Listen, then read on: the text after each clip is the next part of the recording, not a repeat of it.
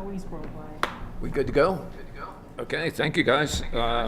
Welcome, everyone, to the July 25th, can you believe it? July 25th meeting of the Basalt Town Council. We will call the roll and kick off the meeting. Absolutely. Let us begin with Dieter Schindler. Present. Angela Anderson is out. Glenn Drummond. Here. David Knight. Here. Elise Hoddle. Present. Ryan Slack is out. Bill Kane. I'm here. Okay, most of the A team's here. All right. Thank you. So, first business is our consent agenda. This is going to be a very short meeting tonight for those that are checking in. We do not have a very big agenda tonight. So the first is the consent agenda, which consists of two items: the minutes from July 11, 2023, and approval of a special event activity permit for the National Night Out, August 1, 2023, Basalt River Park. So, got to inform my wife about that. That looks pretty good. Like the guys get a night out, is that? Don't think that's right. Oh, okay, sorry. I got it all wrong. So, are there questions or take anything off the consent agenda or? Mayor, I move the town council approve the consent agenda items as presented. Second. Okay, moved and seconded. All those in favor, please signify by saying aye. Aye. Aye. Passed. Next item, call to public. So I just want to say a word about those that may be dialing in. You can certainly address council remotely. So you can access the town council meetings at basalt.net under agendas and minutes tab. Click on July 25, 2023 meeting packet to open it. On the meeting access instructions page, click on the link to join the webinar. So then our town clerk will admit you. So remind everybody, public comments are timed and limited to 3 minutes. So with that, we don't have anyone dialing in. I'll ask anyone in the audience if they would like to address council tonight under public comments. Theodore Guy, 123 Swinging Bridge Lane. Probably my last. Oh, don't say I'm that. really Don't tired. say that. Don't say- One thing I want to remind the council of the vision statement from the 2020 master plan. Keep the quaint, small town atmosphere. This project does not do that. Second thing, I looked at parking. I have before and after. If you look at the spur, Fabu to Sotheby's, Coralogos to Homestead, we're basically taking away 17 parking spaces from what's there today. If you then add in the 20 spaces along Two Rivers, you have a net add of 3 spaces. Not the 20 or 30 or 50 that Mitzi said at one of the meetings where Ryan corrected her and said, no, it's really 30. It's really 3. So we have a horrible parking problem. This project is making it worse, much, much worse.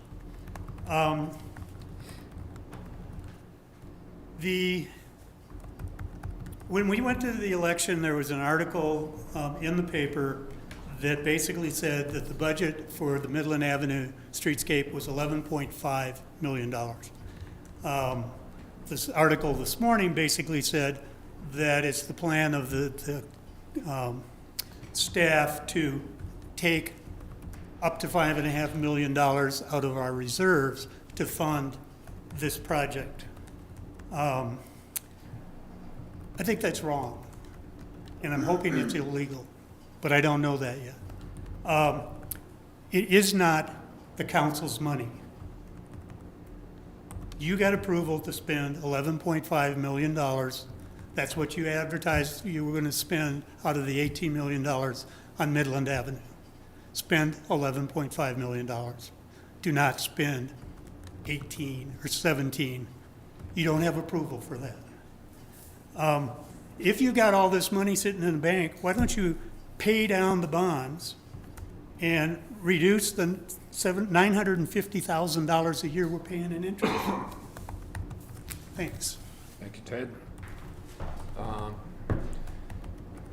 there are any further comments from any members of the public, either calling in? Pam, do we have any Look callers? and see if I have anybody in there. I don't think We so. don't have anybody else on the line. I think Okay. Dave Detweiler's the only one. Oh, and he's already moved. Yep. Okay, so next item are mayor and council comments, reports. So I'd be happy to go. I don't know about others. I'm getting lots of positive feedback about having the Sunday market in the park. And there is some sort of unassailable logic that says, okay, if we stay in the park, then the spur, and it's 92 new, spanking new parking spaces, can be used to support the summer market. And if we're creative, we can find curbside for food trucks and food and beverage. So, at any rate, that's what I'm hearing on the street, and really worth giving some serious consideration to that. People do like the park. So, I Mayor, went. Can I respond to that just Sure. real quick? So as you know, the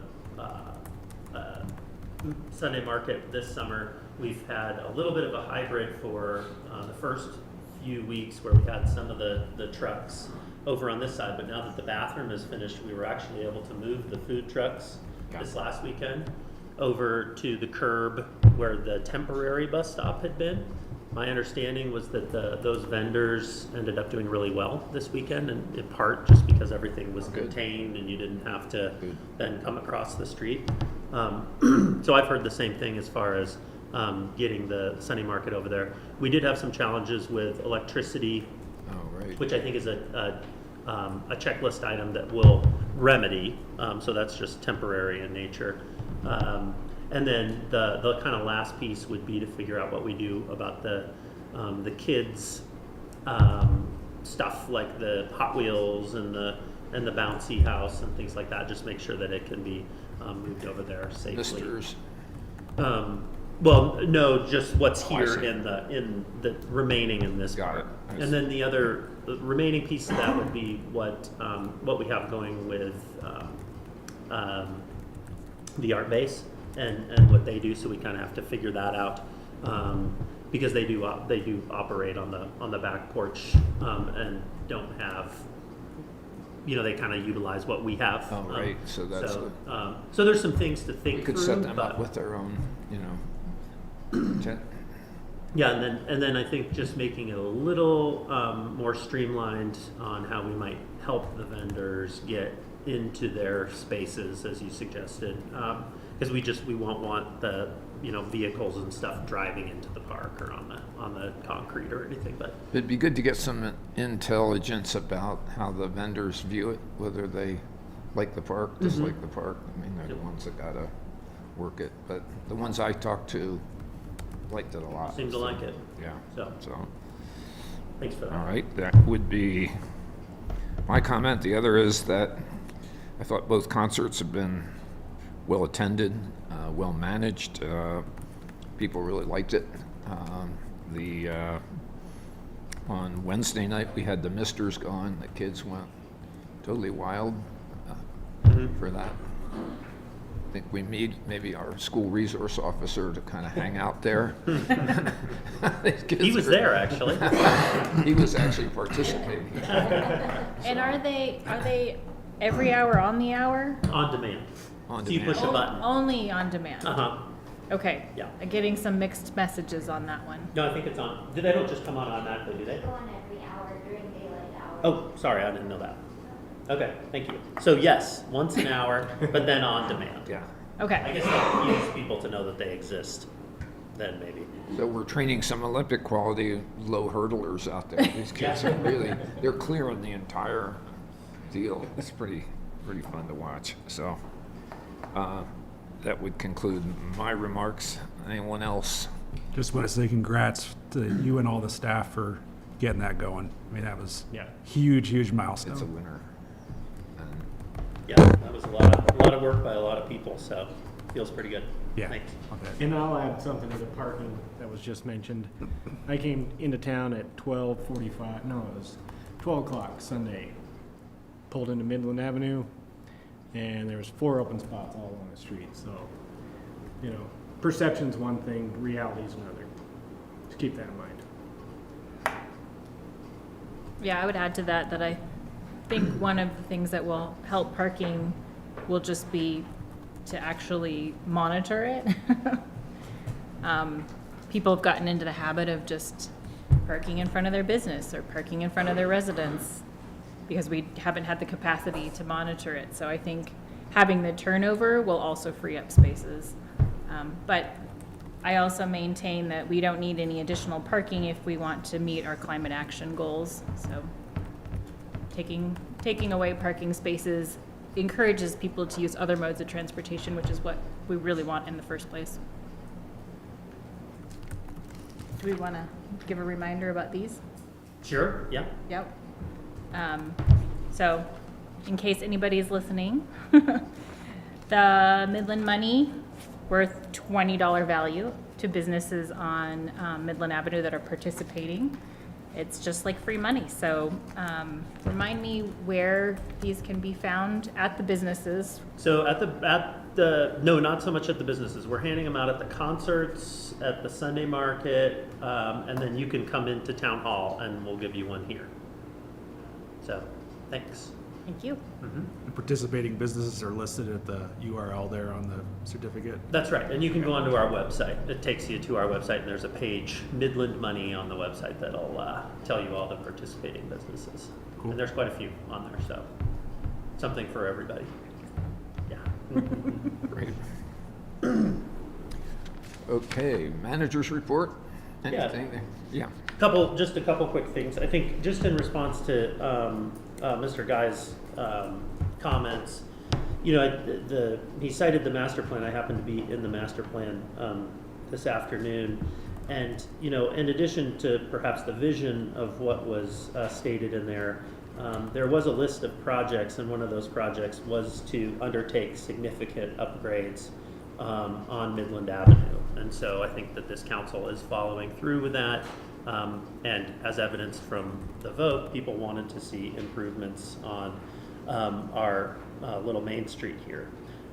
With regard to an ad of only 3 parking spaces, and maybe I misunderstood that, and I don't know maybe what's currently out there, but under construction, what we will see on the Midland Spur is a net add of 35 spaces to that area, and I did actually look at that again this afternoon.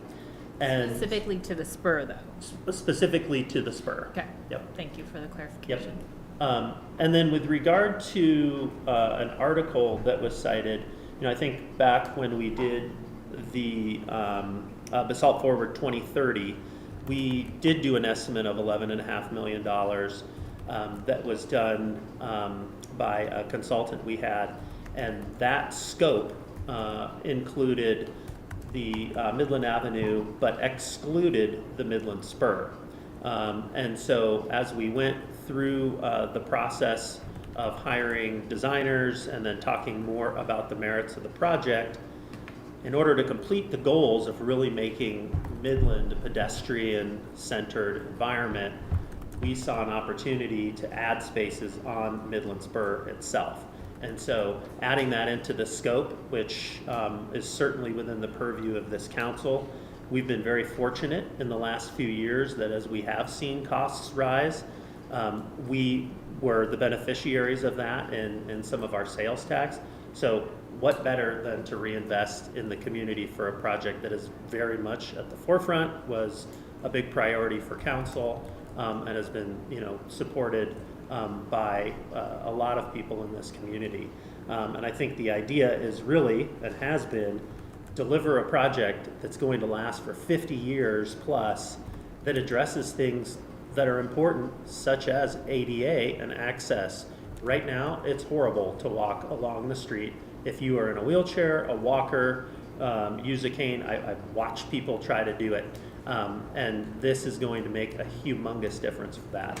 And it'll also secure our deep utilities for the next 50 years with regard to the water, the sewer, stormwater. I think we all value the quality of water in the rivers, and what we're trying to do is help that along by adding some pre-treatment of our stormwater, and that also adds to the safety piece where we have some icy spots in the town right now where we just can't get all of the snow removed that turns into ice within a few days. So, I think overall, it's just important to keep our eye on what we set out to do here. And there was a timely article in the Vale Daily that Boyd actually pointed out to me. And, I don't think we're alone in seeing some cost differentials here. And the title of the article had to do with Colorado mountain towns and bidding projects. And I'll just be brief here. But Vail, they talked about receiving bids, and each bid that they've received is 10 or 15% over their cost estimates in the last year or so.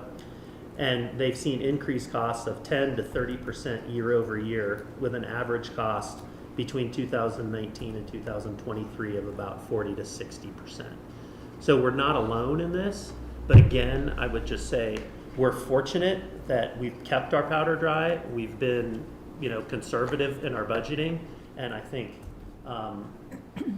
contrary to what Mr. Guy had said, it's very appropriate to reinvest in the community and put that money, back into our infrastructure that's going to last a long time. So, And didn't we get like a crazy low interest rate on the bonds? we did under 2%. Historically low. 1.5% to 2% is Yep. what we're paying. And if we were to issue those today, what would that be? It'd be like 5, 6? 4 to 5. So it wouldn't make sense in my view to pay those off. It'd be like having a house financed at 1% and you have to borrow at 5. You just wouldn't do it. And can I ask another clarifying question? The original facilitation study that the cost estimate for Midland Avenue was based on, that did not include the spur, Correct. we also didn't realize that there were some utilities in the spur that needed to be addressed as well. Is that correct?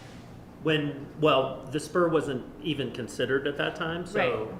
I think when we looked at that and did further investigation, we found that the sewer line in the spur was compromised. It was, basically it was deep, and so it was taking on groundwater. So they were having some capacity issues associated with that. Because we did participated in the lightning bolt over here, that line was able to be shallowed up and is essentially out of groundwater, but also just the integrity of it. It's brand new. And then we were able to continue the storm sewer as well. And the benefit of that is, if you saw a rainstorm or snow melt, you'd often get some pretty heavy pooling down towards the west end of the spur. That's going to be eliminated at this point. And then, we have a new water line that, just continues down there and complements the water line that we're putting in the main part of Midland. So it's an entire replacement. And then the other benefit to it, of course, was the ability to have that be the added parking that we lost when we really focused on the pedestrian environment, sort of in the heart of the. So it wasn't just about the parking, though? It was not just about the parking, no. It was about all of those components. Thank you.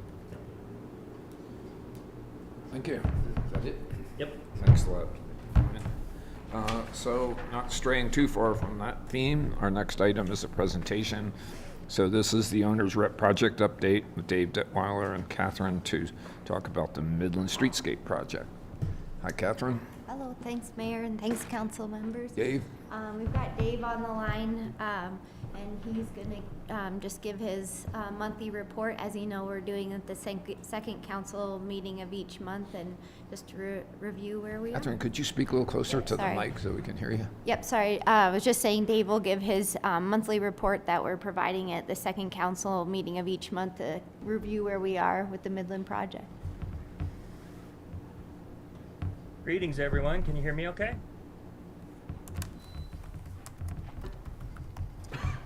Dave, you're Oh, we No, can't no. hear you, You Dave. don't hear me? muted, sir. Looks like you're, Might be on our end, Dave. Just a Oh. minute. Take a look. With feedback Yeah, it earlier. says I'm unmuted. Okay, can you speak, please? Hello, check, check, check, Oh, there you are. check. Gotcha. Here I am. Got me? Yep. Great. We have Well, you. greetings, everyone. My apologies. I'm actually on vacation this week, but wanted to join in and give you the update. I hope that you are seeing my screen. Yes, we can. Are you? Somebody's Yeah. screaming. Great, awesome. So you've already talked about this a lot, so I'll go pretty quick. And again, remind you that these reports get sent out last week so they can get in the packet. So obviously what you see outside is always a little bit more current than what my update is. But the concrete, curb and gutter, sidewalks, V-pans, crosswalks, all that is still ongoing as we move up towards the Wooners section. We finished that first section of asphalt on Two Rivers Road. The next piece of asphalt is scheduled for Monday as it sits today, weather permitting. And then I think we have another one a couple weeks later. Phase one, we're still looking at track to be open middle of next month. And phase two will be rolling right into that. There's an updated set of plans that actually our engineers just told me should be out any minute, that we will be updating both our cost and schedule based on that updated set of plans. Obviously, I've included some pictures, which again, you probably saw more current activity here. Lately, we did connect the water services to CC's and the buildings in that area, and my understanding is that went all wonderfully without any hitches, so that's good.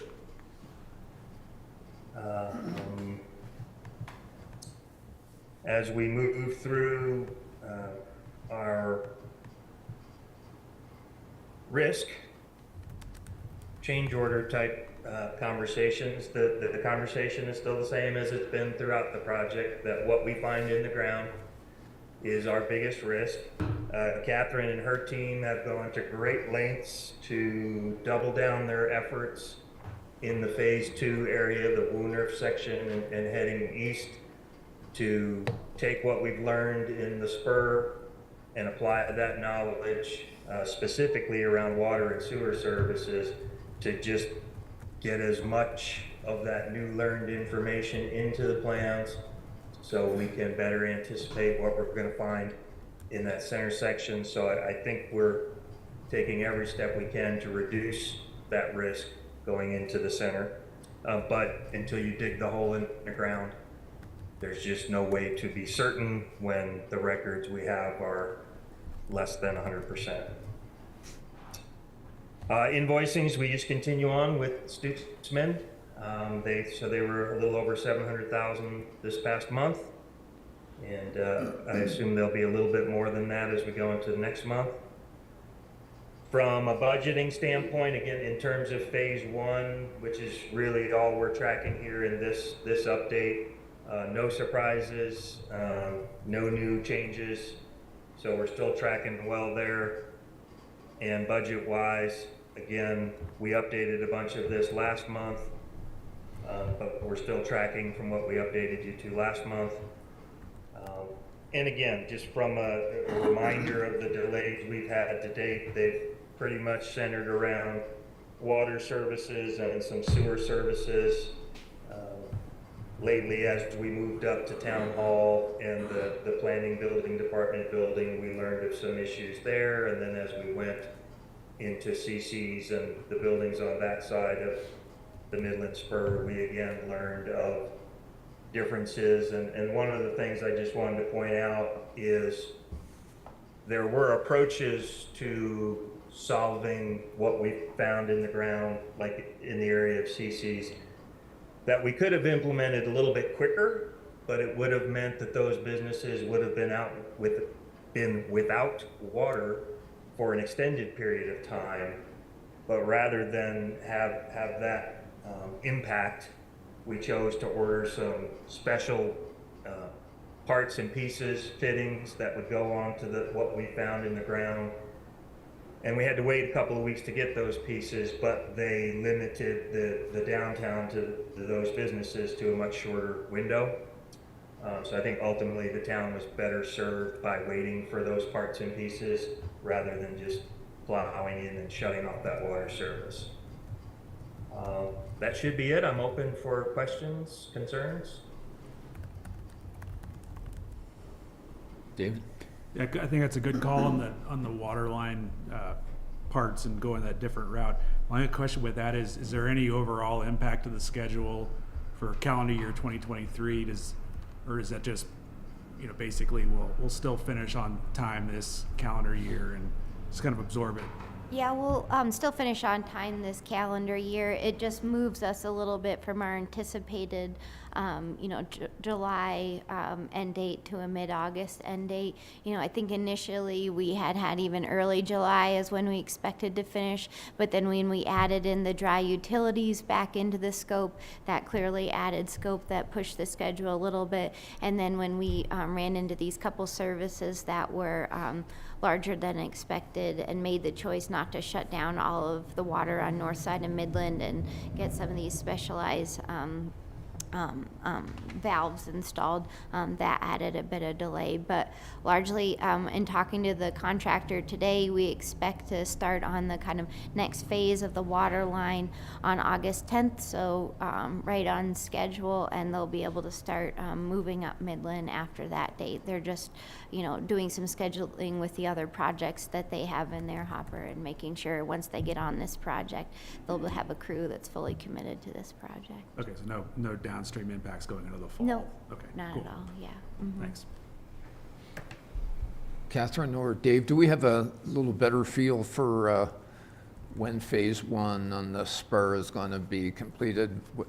Do we have paving contract dates and, what, can you put something a little bit more specific on your item, phase one open to the public? It just says August. Do we have a little? Yeah, we're somewhat beholden to the paving contractors. As you know, you can't hit a pave date, and sometimes you're pushed a couple weeks just because if they're booked all summer long. Their plant only operates from when it gets warm until when it gets cold. So it's tough. You have to sneak back in the schedule when you miss a pave date. So right now, I think we're looking at an August 14th pave date for the second half of Midland, but we're also trying to figure out when Stutzman's going to be starting phase 2 of the water line, because clearly phase 2 of the water line is going to be right in the mix of where we're ending phase 1, and we only want to pave once. So it's going to be a bit of a balancing act of when kind of the phase 2 water line, if you will, is completely out of the area and they've got a good area to pave before moving on. But right now we're looking at an approximately August 14th, but I'll keep you updated on when that pave date is finalized. So August 14 would be a date where the first car parks on? That would be a date when paving would happen, which means we know we're well on our way to a car parking there. They'll have to stripe it, in the following days, and then we'll do a punch walk, but we'd hope that to have it open within a week of August 14th. Okay, thank you. Mm-hmm. Any other clarifications and questions? Cute hair. What's that? Cute hair. Oh. Is that a girl? Who me? Thanks. Yeah. Any further questions for Catherine or Dave? Thank you very much. Yeah, And no problem. Thanks, all. look forward to getting it open. So next order of business is item 7A, public hearing, second reading, ordinance number 17, series of 2023. Ordinance of the Town of Basalt, Colorado, approving amendments to Municipal Code, Section 8.4, Schedule 2, Vehicles and Traffic Special Hazards. So this is our cul-de-sac over by Ispirian on Cody Lane. So, James? Yeah, thank you. This is a public hearing and a second reading of ordinance that would amend section 8-4 of the town code to prohibit on-street parking in the East Cody Lane cul-de-sac. As was introduced at the last meeting, this section of code was amended and updated last year, and it was changed to only allow parking on the south side of the street on East Cody Lane. And that was a request of the fire district to allow for their fire trucks to have sufficient width to get through the access. And then since those 2022 amendments, the fire district has requested that the code section be amended further to not permit parking in the cul-de-sac, to allow for their aerial to be able to turn around in the cul-de-sac. So staff prepared the ordinance accordingly, and staff is supportive of the proposed amendment and recommends approving it. Council approved the ordinance on first reading, and there haven't been any changes to that ordinance. And procedurally today, staff would recommend taking public comments because it is a public hearing, and providing council discussion. And if you're comfortable with the ordinance, you could approve it on second reading. All right, thank you, James. So at this point, we would take any public comment. Anyone in the audience care to comment on ordinance number 17? Anyone calling in? Okay. Hearing none. Questions of council? Yes, sir. James, I'm sorry, I didn't hear if you said that there was that follow-up from Councilor Slack last week. Did you mention that you had reached out to? Yeah, staff has reached out to High Tone Auto Body and let them know that this was on for public hearing this evening and what the amendment was, and they have provided no comments. Okay. Mayor, Questions, comments, motions? Mayor, I move the town council approve ordinance number 17, series of 2023 on second reading. Second. Been moved and seconded. Pam, please call the roll. Alrighty, let's begin with Elise Hoddle, Yes. Bill Kane, Yes. Dieter Schindler, Yes. David Knight, Yes. Glenn Drummond. Yes. Motion carries. Thank you. Okay, next item. This is 7B, resolution number 28, series of 2023, resolution of the town council of Basalt, Colorado, approving a revocable license agreement for encroachment of a patio at 104 Midland Avenue. 104 is, CC's.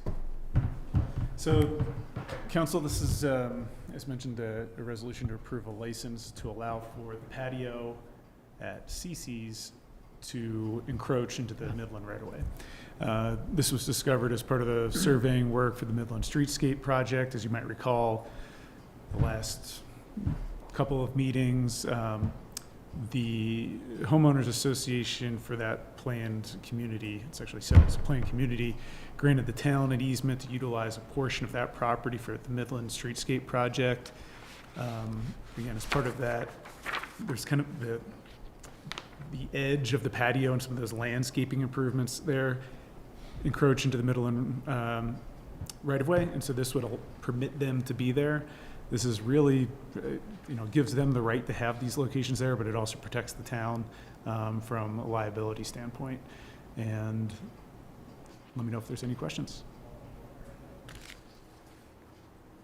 okay. I did want to say thank you for including the better diagram, able to see what small space we're talking about here. It just helps me better visualize than the previous drawings we've seen. Okay, very good. Okay, so I'd like to ask a question that's a little bit not exactly on this base path, but it kind of relates in a bigger context. And it's back to Midland. This may be a question for Ryan. Catherine's gone. But, you know, one of the challenges with preserving angled parking is, in my mind, is the ability to allow restaurants on the north side of Midland Avenue to expand for sidewalk dining.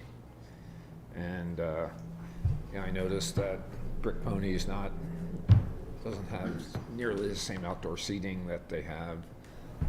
There are outdoor seatings on the north side of the building in the shade, kind of not, you know, not a super socially activated space. It's kind of a tough deal. So, you know, if we did, you know, basically return to angled parking, which I don't think is on anyone's agenda right now, but if we did, I mean, I think a concern would be that if we have one more pandemic, we have one more economic downturn, and restaurants want to expand, we're back into using river pigs and closing parking spaces and poaching back out into the street. So isn't that a pretty compelling argument for trying to convert to to parallel parking and picking up that space? Doesn't that buy us the ability to allow all 4 restaurants on the north side of the street to expand? I think, yes. You know, as it exists today, even when we were in the pandemic, you know, we were trying to serve people, and when the space, for example, out in front of Two Rivers was being used and needed to be fenced off because they have a liquor license, you had the space on the outside of their roof posts to walk, and that was often impeded by bumpers overhanging the curb. And so, you know, I think somebody with a stroller or a wheelchair would have been hard pressed to fit through there. And so, you know, I think, you know, Mr. Guy again talked about the master plan alluding to something being quaint.